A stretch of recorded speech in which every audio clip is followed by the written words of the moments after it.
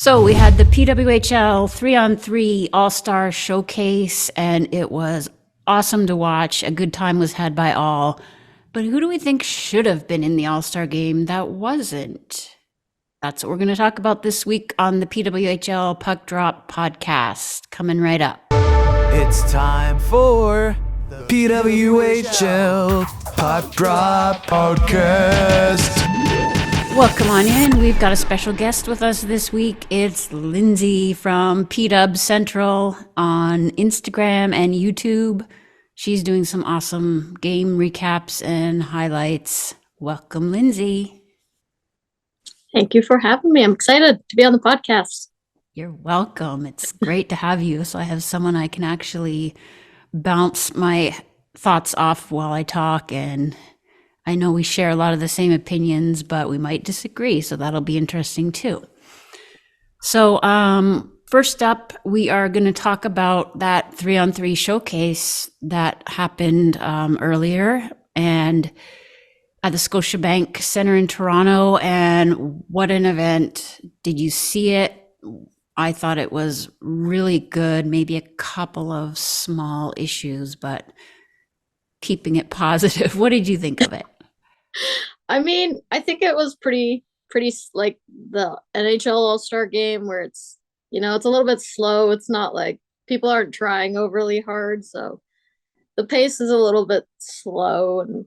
But I mean, it was fun. You could tell the players were definitely having fun. Yeah, that was the main word of the day, I think. Fun and like good vibes. I was getting so excited when I saw the outdoor skate that they had at Nathan Phillips Square. It looked like all the teams participated. I'm not sure how they, divided them, but Montreal looked like they're having fun. And Renee Desbiens, I'll get to her in a second, was having a really good time skating as a skater out, and like someone else playing goalie. And I was like, I want to go join them. They look like they're having so much fun. That looks really fun. Didn't it? And there was a lot on social media, so check those clips out. They're doing a great job of like building excitement that way. Did you catch all that preamble? I watched some of it. I saw like the Cassie Campbell one where she was talking about the teams, which was really funny. Then Desbiens was live streaming. Billie Jean King was doing a video. Yeah. They're doing a great job of like hyping it up. So I'll get to my tiny complaints and see if you agree. I agree with what you said about the gameplay. I guess, okay, so I'll start with that because I thought that because the league has been so competitive and surprisingly physical and competitive, that they might carry that over, even though 3-on-3 is really hard to play anything physical, but at least that really competitive style would show. And it looked like some people were taking it seriously and, playing a real game, like Poulin, who seems incapable of, just not trying.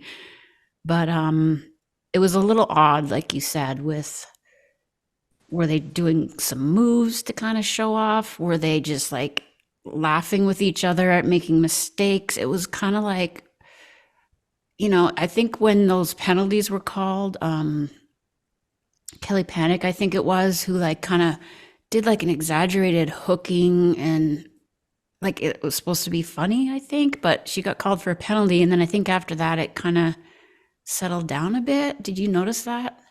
I didn't like the pacing of it. Like, I don't think it showed, like, it would have been nice if they showed a little bit like what the PWHL has been, which has been quick and been like really physical. And I mean, that didn't showcase that. So I'm not sure like that was the best idea, maybe. Yeah, interesting. I kept thinking like showcase, it was to show all the skill. And I think Poulin did really well.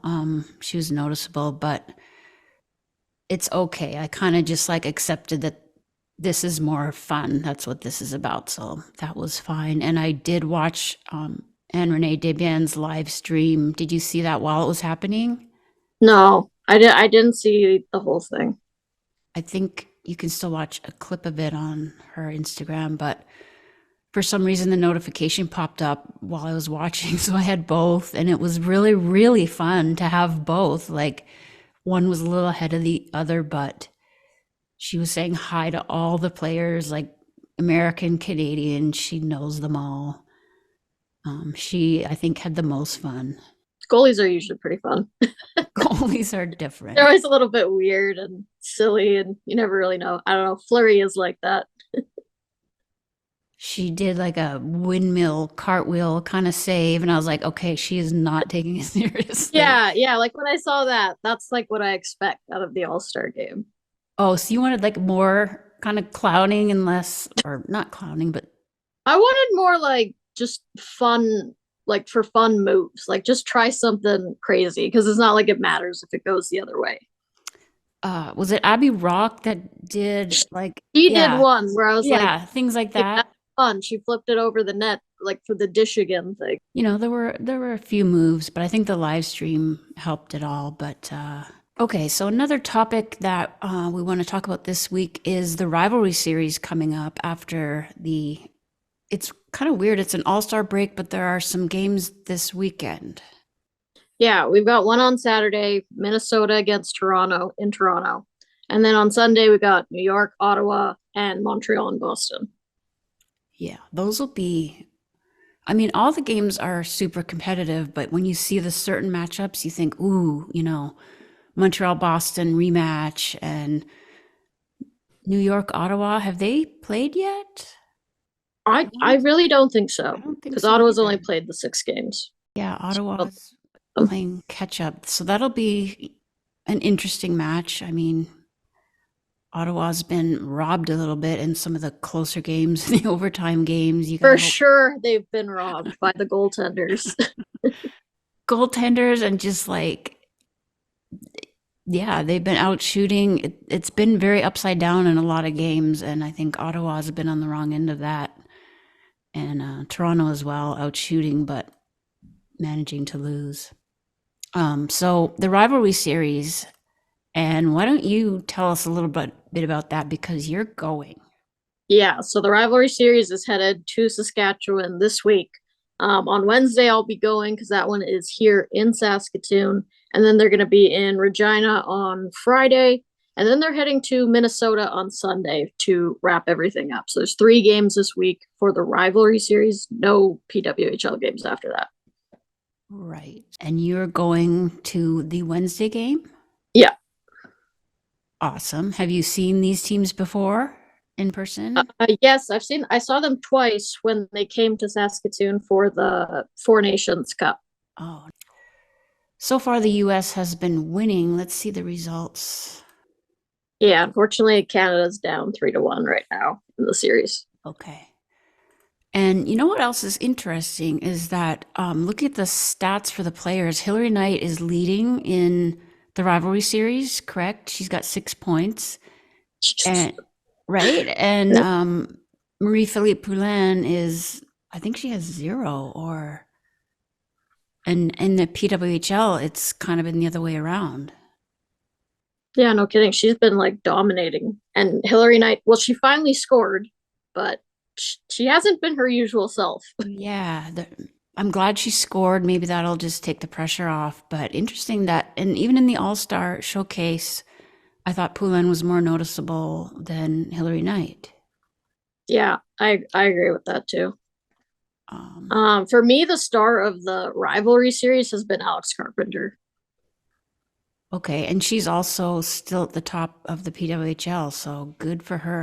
Yeah, look at that. Yeah, she's really kind of had like a coming out party where I think a lot of people don't know her name as much as like Hilary Knight and Poulin, but she's one of the best players in the game. Yeah, for sure. Yep, and so not surprising that the individual stats are tilted towards the U.S., and there's Laura Stacey, who we can just talk about her for a quick second with Montreal. So good so far. Yeah, I mean, she's so fast. I think she's just gotten a lot better in the last couple of years. I've noticed her more and more, and she's got like a leadership role, I think, on Montreal. Yeah, maybe that's a big part of it, that as these teams are kind of matched with players that aren't quite at that, women's world championship or all-star level. So the 3 or 4 players on each team are really carrying them. And to me, Stacey's been really noticeable for sure. Anybody else you're looking forward to seeing in person, especially? Yeah, Jamie Lee Rattray is like one of my all-time favorite players, so I'm really excited to see her. Everybody's going to be really excited to see Emily Clark, as this is like a homecoming for her, so probably going to be a lot of signs for her in the crowd. Nice. Yeah. And I assume you're cheering for Team Canada. Yeah, of course.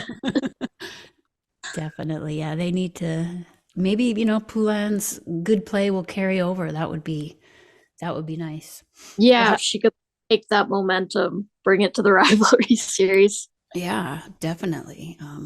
I don't see why she wouldn't, but we'll have to see. All right, so Up next, it's the PW Players of the Week. this week, instead of doing the PW Players of the Week, I thought we'd just expand it to do the All-Stars that should have been All-Stars. Each team sent basically their signings and their draft picks, correct? Yeah, that was pretty much what they did, I think. Like, So players that should have been there were not there. players that would have been considered playing well enough to be an all-star, I think they just ahead of time knew who the headliners would be. Yeah, exactly. Yeah, and which was fine. But yeah, there were a couple of players that we both like and, would have been there. So we're going to go through that for each team and let us know what you think, if they should have been an all-star, if there's somebody else that we're forgetting. For sure, we want to hear from you. So these are our picks for who should have been all-stars, would have been all-stars, and are just our secret favorites on the team that are maybe a little bit overlooked. Yeah, so starting with Boston, Jamie Lee Rattray should have been there. She's such a big part of the women's game. I think she's looked great for Boston. What do you think of her? For sure. Yeah, she is just, everybody kind of has her on their list of favorites. She's so fun to watch. What have you noticed with her with Boston so far? I think she just brings the same energy she does with Canada. Like, she just plays a hard game. She outworks the other team, and that's my favorite part about her. And she comes up really clutch when you need her. She really showed up in that game, like in Ottawa. In Ottawa, yeah, that was exciting with her parents and her minor league Her coach was there, yeah. Yeah, I'm just pulling up her stats. She has 5 points in 6 games, only that one goal, but Boston overall looks like they're coming on, don't you think? Yeah, I think they're starting to get the chemistry a little bit more. They came out a little slower than I think people thought they were going to. Yeah. No, she's definitely a favorite. So for me, I also really love Rattray, but for me, the hidden should have been all-star is Lauren Gable. I honestly feeling a little bit confused why she is not getting a lot of love from Team Canada. She is just a sniper. Look, she's got 3 goals and 2 assists. I think 2 goals came against Toronto, if I'm not mistaken.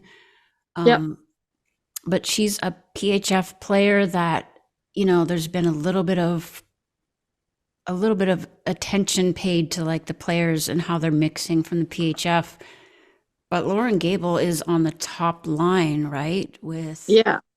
I mean, she's an elite goal scorer. Like, so her goals have been so nice too. Like, they're not just tap-ins. Like, she's ripping it. Yeah, she's got a good shot. And I believe she's playing with, she has a good chemistry with Mueller. I think that's coming on, and that's really noticeable. Those two as a duo are just so lethal. They know where the other one is. Yeah. So if it had been based on merit, I think Lauren Gable would have been Boston's all-star. And I'll move on to Montreal, and my pick there is one of our favorite Czech players, Teresa Vanishova. And she, I think she missed the last game with an illness, but she has been so noticeable. And just, I think the Czech players in general have been a bit of a surprise, in a positive way. And for me, Venisheva, she scored her first goal, the third And period game-winning goal against Minnesota. Yeah, yeah, there it is. So one goal, one big goal, and 6 assists in the 7 games for Montreal. So she might be a little more of a playmaker than a finisher, but she's shown some moves and just been a threat all over the ice. So for me, that's the dark horse from Montreal. What about you? For me, I'm gonna go with Kristen O'Neill. I've seen her on Team Canada, but I didn't notice her the way I do on Montreal. Like she's Right. all over it. She's in the middle of the scrums. Like she's a feisty player. She is, and she's small. Like her jersey, Yeah. her jersey Very- looks too big for her almost. Yeah, she's been a spark plug. Do you know what line she's playing on in Montreal? I think she's on the second line with Stacy. Yes, and Marchment. That's right, because I've noticed that line quite a bit. Yeah, like their speed is really overwhelming for other teams. Definitely, we'll give a small shout out to Stacy. She was in the All-Star showcase, but she's been a bright spot for sure. So that's Montreal. Why don't you tell us who you're picking from New York? I did not know of her before the season, but Jade Downey Landry has really stood out to me. And not just like offensively, she's very physical. Like that's the part of her game I really like. Yeah, in that last game with Minnesota, She was all over it. I gotta love it because when I played, I probably would have done the same thing. And I remember getting a penalty for exactly what she did, kind of punching someone in the face mask a little bit, like get out of here. It was Lee Steckline too, like one of the Right. leaders, and she just popped her in the face. Yes, and I believe Maggie Flaherty was in that scrum as well, and they were they were not happy. And I mean, No. I'm here for it. I thought that was great, and obviously she had that hat trick. Yeah, that was unexpected, but great game from her. Like she kind of won that game for New York.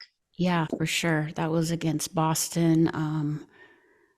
And she's only had a couple of assists and so scoreless since that game, but very noticeable. And they interviewed her in Toronto. And I really liked what she said about, just the experience of coming from the PHF and blending with her new teammates. So she's been really fun to watch. My pick for New York, not surprising. And it's not like we could have stolen each other's. We basically agree on these. But my pick is Jessie Eldridge. I just love this player. She is she's another one of those like spark plugs. Like when she does something, it kind of lifts up the whole team. I think she's been really noticeable. 4 goals and 2 assists so far in 8 games. That's decent. Maybe she's quieted down the last couple of games along with the whole New York team, if we're being honest. What else? Yeah, have you I think for me, she's been one of the best players. Like I notice her a lot. She scores big goals, like tying goals, that kind of thing. Right, those clutch players. Yeah, it makes a difference when you score your goals, or if you're just adding to a route, or if you're scoring those late tying goals or winning goals. And she is on the roster for the Rivalry Series as well. Yeah, so it'll be exciting to see her. Yeah, she'll be fun to watch. All right, we're moving on to Ottawa. Why don't you hit us with your pick? Ottawa's hard to pick just one because I love the whole team. A lot of people they're just like obsessed with Ottawa.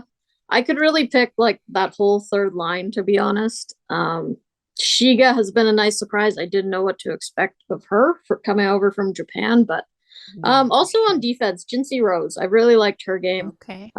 She steps up in the play a lot. Nice surprise for me. So that's your pick. An American player, correct? Yeah. It's okay. We don't discriminate. I just want to pull up her stats. So here she is, 6 games, only 2 assists, but that's not what she's there for. She's more of a defensive, or at least a playmaking defender, would you say? Yeah, I think she steps up a lot, which, it kind of costs them at times, but you can see the skating is there to just push up in the play. Okay, so my pick for Ottawa, I think to nobody's surprise, is going to be the fireball and the fan favorite and the we didn't know she was this good, Lexi Agia, wearing that stylish number 88. I mean, players that wear 86 and 88, you got to have attitude, right? And I believe she has had points in every game. You, as the Ottawa expert, could probably fill me I'm in. trying to their last game. I know she did in the first 5. She's really tall too. I didn't realize she was 5'10". Like she makes such a good screen in front of the net. Right. She scored that rebound goal against Boston. I mean, yeah, she mixes it up. She's always like in the middle of things, as you said. So checking out her points, let's see. She's got 5 points in 6 games. So yeah, she did not get a point in that game against Montreal. That was such a heartbreak. But she is crazy, I guess. Here she is from Quinnipiac, and good for Ottawa for drafting her, you know. Yeah, that's a steal for That's a sure. steal. So she's 23, and I think she also might get some attention from Team Canada down the road. Not sure if it says she's attended the women's national team camp and played in the U18, so she's on their radar. Yeah, she's still really young, so I wouldn't maybe expect her on the senior team yet, but she'd be great for the power play for sure to be my screened gosh. in front. Yeah, I would expect to see her. So that's my pick. And Minnesota's up next. I'll just give mine here real quickly. It's not going to be that difficult to figure out. We had to look it up whether she was in the All-Star game because we thought maybe she was in How that. could Like, she be? yeah, like was she drafted? Like hold on. So it's Grace Zumwinkle. Surprise, surprise. One of the leading scorers of the league, if not the leading scorer, or tied there. 8 games played, so she's got a bit of an advantage, but she did score that hat trick against Montreal, and yeah, so she's got 6 goals overall and playing. Ken Klee moved her up to the top line over Kendall Coyne Schofield, which is interesting. Yeah, for sure. I mean, Kendall, I think, had a little bit of a slow start, but she's really picked it up now. Yeah. But I like Winkle and Heise. Like they're close, they're really good friends. So I think the chemistry is there. So who's your pick for Minnesota? I mean, my favorite players were there. Heise was already there. Yeah. I really like Maggie Flaherty's game. You kind of mentioned earlier that her physical presence on the back end, she's not fun to play against. You're right. I don't know much about her. What do you know about her? Literally? I didn't know a lot about her either, but she did go pretty early. She was 24th overall, I believe. Okay. So Minnesota wanted her because she's from there too. Okay, yeah, they drafted a strong Minnesota-based team, obviously. For sure. Yeah, for sure, and which has helped, don't you think, has helped them get off to that quick start? Oh, I think so. I think there's been like so much familiarity. And it's also nice, like the community knows these players because they went to college there, they've grown up there. Like it's worked. It definitely worked. Yeah, that was, it's the state of hockey. Nicole Hensley has that on her mask. Like they have really good vibes, as well as Ottawa. I think, on the US side of things, they're the team that kind of has the most personality and looks like they're really meshing well. Just quickly pulling up here, as you said, she went to University of Minnesota Duluth. She's only 23. She's got shot blocking. Yeah, so she has played at the U18s. Oh, yeah. I mean, I didn't know about her going in. I thought like, wow, she went really high in the draft. So I was interested to see what she brings, and she brings a lot to the back end, which they need. Right, and so we're pulling up her points. She has 0, but penalty minutes 4, which is good considering we've seen her in the middle of some stuff. Yeah. So to only have 4 penalty minutes is probably, well played for her. Yeah, she's been noticeable. So that is going to wrap up our PDub Players of the Week. It's the PDub Players of the Week, which this week are actually the All-Stars that should have been All-Stars, and we're pretty much in agreement on a lot of those. Maybe next year they'll have like a full-out All-Star game with, the players that are playing the best. Yeah, because the PHF had that last year, right? They They did. had an All-Star game, and it was actually the best players. Yeah, and they might do fan voting. They'll have more time. For sure, yeah. So with that, we'll wrap it up, and we really appreciate you tuning in. And Lindsey, it was so much fun having you. Yeah, this was awesome. I'll come back on if you want me to. Awesome. We might just make it a regular thing. I know we've got some more topics to talk about. In fact, we're going to do a video upcoming here shortly on the physical play and the hits. Yeah. Maybe taking a look at like the rules, what qualifies as like, or that kind of thing. Why are they calling body checking? Like what specifics? Yeah, they're calling body checking, and then meanwhile there's like body checking going on. Every like minutes. Hitting. So. Okay, you can hit, but that was a body check. Confusion. So we will be looking at that. And of course, next week we will have a podcast where we'll probably just talk more generally because we'll be in that Rivalry Series interim. So just thank you for tuning in, and thanks again, Lindsey. Yep, no problem. I'll be doing reviews of the Rivalry Series as well, and I'll probably take some videos when I go, so that'll be fun. Awesome. So we'll check that on your YouTube and Instagram, pdubcentral. It's been fun. We appreciate you coming by, and be sure to leave a comment. You can find us on all the podcast platforms. Appreciate it. That was your PDub update and your PDub Puck Drop podcast for this week. Thanks so much. PWHL Puck Drop Podcast.